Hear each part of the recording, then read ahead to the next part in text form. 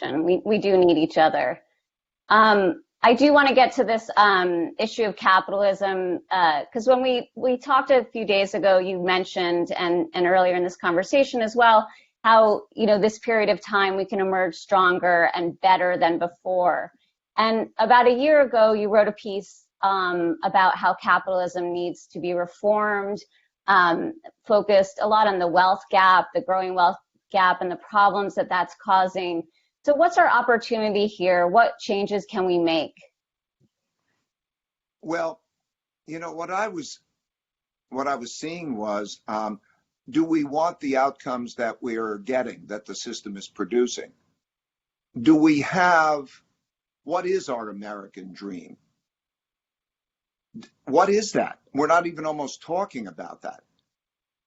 When I was growing up, so again, I grew up, I was born 1949, right after the New World Order was created. New World Order was created in 1945.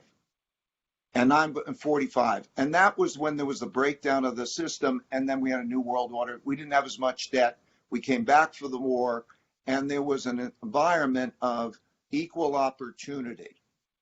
And that notion of equal opportunity. And there was an American dream, and there was a harmony and a going through it together. And by the way, that's not a one-off. If you read histories, you see these periods of collapse and clash and fighting, followed by these periods of, you know, you construct the balance sheets, you change the system, and then you begin a new system, and you come back and you work together.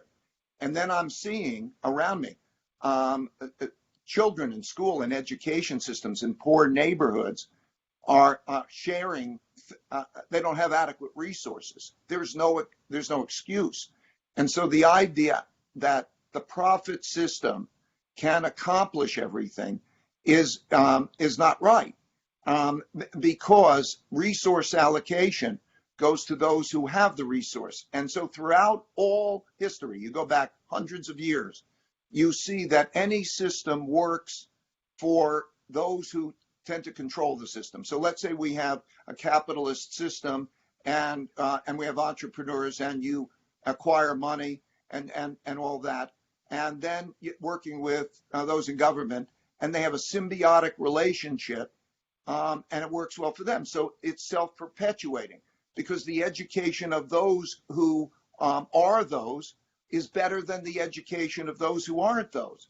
So, for example, in our system, those in the top 40% on average spend 5 times as much money on their children's education than those who are in the bottom 60%.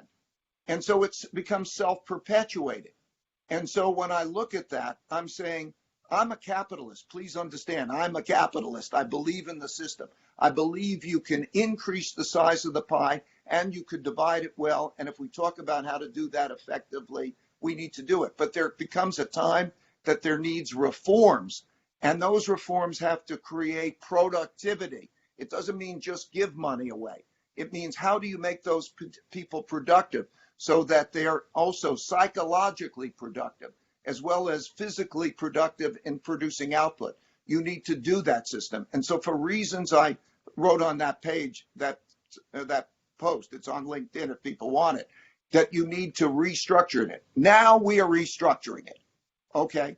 It's the inevitable consequence of what we're doing here. We will come out of that. There's been a tremendous transfer of wealth, whether people realize it or not, through the production of all of that borrowed money and all of that producing of money. That is a big force.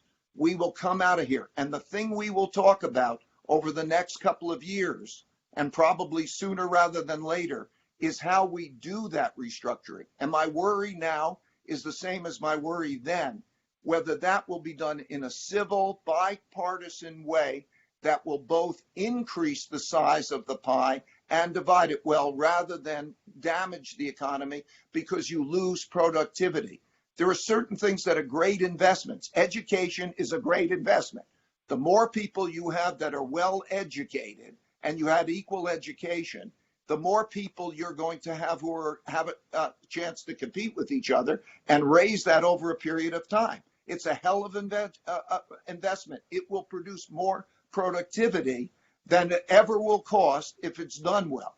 But what happens is states and localities think of it as a budget item. So they look at expenses and they penny pinch on the education. Because if you're in a rich town, your kids will get a good education. And if you're not, and a large percentage of the population is losing that.